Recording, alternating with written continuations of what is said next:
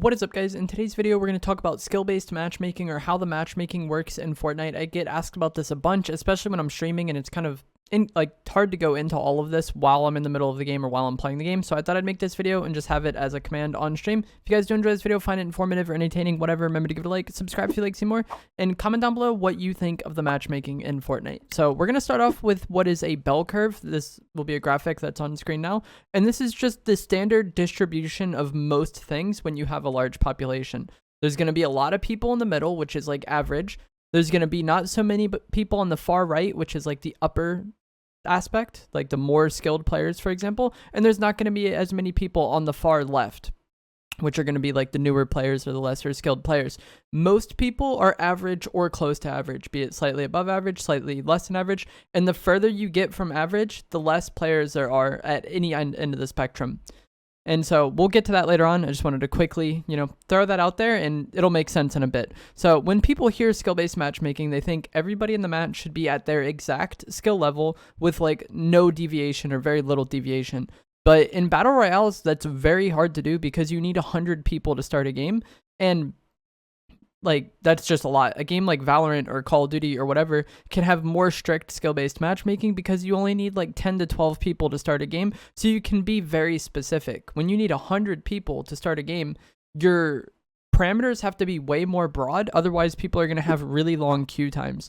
And just think about how long your queue times are typically for a Fortnite game. It's probably less than a minute. Maybe like a minute and a half is like the upper end of like what a queue time could be. But more often than not, they're very quick. And that means there's 100 people searching for a game at the exact same time. It just, naturally, the way BRs work, if they wanted to have very, very, very strict skill-based matchmaking, the queue times would be atrocious because you would basically have to wait for the game that you were just in to end so that you could play against all of those same people again. So that is one reason why skill-based matchmaking is imperfect in BRs. And another reason is that they're not actually trying to make every match as fair as possible and make every match full of players on the same skill level. The reason why all of these games, like pretty much every popular game at this point, has skill-based matchmaking is for player retention. They have data in the back end or whatever to suggest that if players just lose over and over and over again, they get bored and they stop playing. And then on the flip side, if people just win all the time and there's not much competition, they'll get bored and stop playing. So the game changes the difficulty of your matches based on how you're playing. If you want to try this, just go and die off spawn a bunch, and then you'll probably get put in a somewhat easy lobby after like 5 or 6 games of doing that. Same thing goes with winning. If you're winning a bunch of your games, you're going to keep getting put in harder and harder matches until you start losing and then you go back down. And 2 examples of this that I'm sure a lot of you can relate to is like when you first started playing the game, it seemed like everybody in your lobby was a noob, right? Or literal AI that they have in the game. Like when you first start playing the game, or sometimes when you first get on for the day, it gives you a very easy match. But once you start winning and once you have a crown, it seems like everybody in your lobby has a crown, right? Like if you were to compare the games when you don't have a crown already to the games when you do already, it seems like there's way more crowns in the lobby once you already have one. And that's because since you won your last game, it's matching you against other people who won their last game. Now, it's not perfect. It's not like 100 out of 100 players have a crown. But just from my experience and experience I've seen from other players, it tends to be that if you already have a crown, you see way more crowns in the lobby. And that kind of goes to show what I'm talking about, them kind of changing how difficult or easy your matches are based on like recency bias or how you've been performing to keep people playing the game for longer. Like player retention is the #1 thing all of these games care about, and that is why they implemented skill-based matchmaking. It's also why every single game under the sun has a battle pass now, because those are shown to like increase player retention or keep people playing for longer so that they can get the stuff that they already paid for. Like once somebody puts that money up for a battle pass, even if it isn't that much money, it's only $10, like those players are way more likely to continue playing to unlock everything because they've already spent the money. So like skill-based matchmaking, the battle pass system, all of this stuff is for player retention, and that is why the matchmaking is the way it is. So let's go back to that bell curve. With skill-based matchmaking, a lot of lobbies will follow like just a natural, somewhat similar model to the bell curve. There will be a little bit of people on the far left side who have very little chance of winning that game.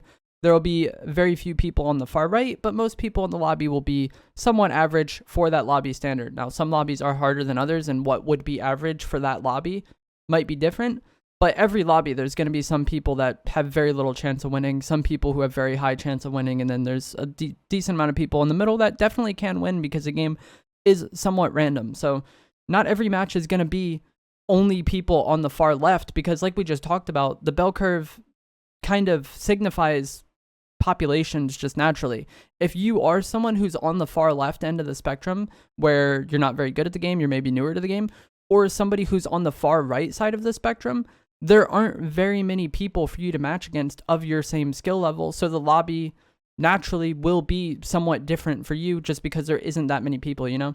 If you're a very, very, very, very good player, there's not 100 very, very good players all playing at the same time. One example I have of this is in a recent game. I'll have the clip on screen now. I fought Tfue and Zemi in the same solo match in zero build. This is a random zero build solo match, and I killed 2 of the best zero build players in the world in that match. And it's not like all the other players in that match were super sweaty. There was definitely some people in that lobby that were like, seemed to not know that they were playing Fortnite or didn't know really what was going on. But that is just how it is. Even though it had 3 players on that far right side of the spectrum, it still had to fill the lobby with other people because it can't be perfect because it needs 100 people to start a match.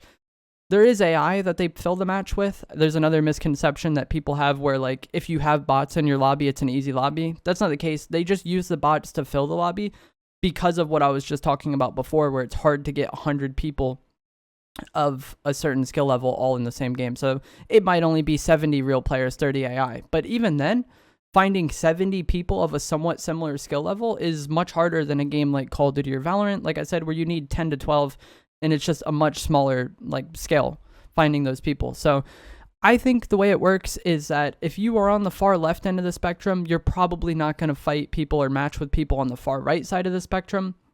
Or maybe even if we just go right down the middle, if you're on the right side of the middle, you are all kind of grouped together. If you're on the left side of the middle, you're all kind of grouped together.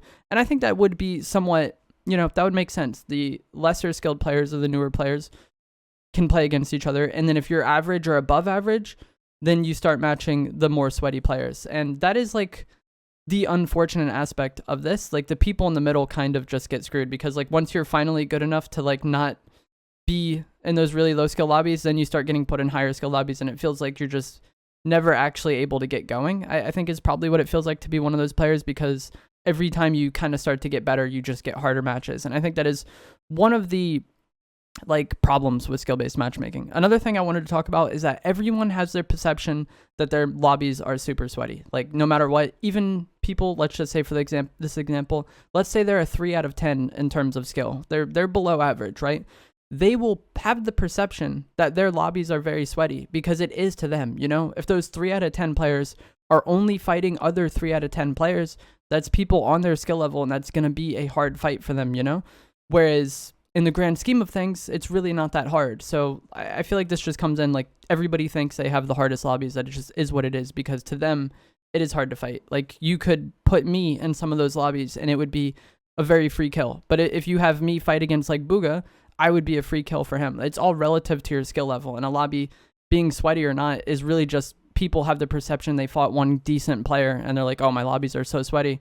Why is this streamer killing so many people easily? It's because that streamer is better than 90% of the players. And so they, more often than not, the matches they get put in aren't very hard for them. That's just the way it goes. Also, when it comes to a Fortnite match, it's not like you see 100 players. You know what I mean? A decent kill win for a lot of people might be 10.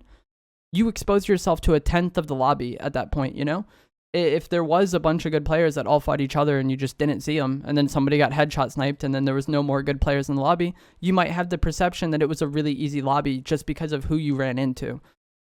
So you got to keep that in mind as well. You don't see all 100 of the players. Even a high kill game, a 20 kill game, is only a fifth of the lobby, and that's not really enough to really make any sort of assumption of like what that lobby is really like. So I hope this video kind of helped you understand skill-based matchmaking. This is also when they added AI into the game. Like they added skill-based matchmaking towards the end of chapter 1, chapter 2 time. They added AI into the game. That way they could get by having lobbies without 100 people and like kind of make the algorithm a little bit more strict, even though it isn't perfect.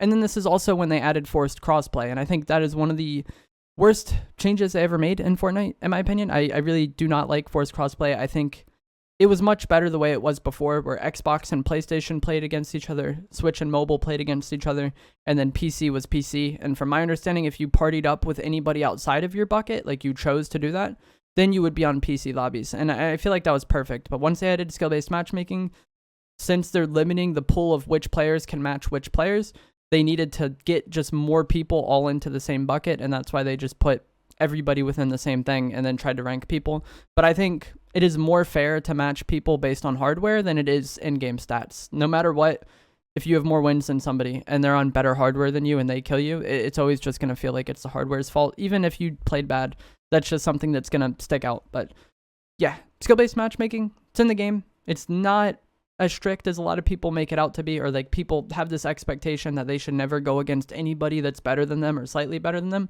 And that's just not how BRs work. It does, have its problems, but it's there to make the game as fun for as many people as possible. And so for some people it sucks, but for like a majority of players, it does make the game more engaging and it keeps them playing longer. Like all of these games have skill-based matchmaking for a reason. There's data to show that it does increase player retention. If it didn't increase player retention, all of these games would take it out. But there's a reason every game has it. If you guys enjoyed this video, give it a like, subscribe if you like to see more. Comment down below what you think of the matchmaking. I'm sure there's going to be a lot of people that just complaining about how sweaty their matches are, and there's some weird anomaly that has the hardest matches ever. But I think that's just a perception most players have, is if they lose, it was a sweaty lobby. If they won, that was how it should be. That just kind of seems like the perception people have from what I've read online. But I'll see you guys in the next video. Thanks for watching.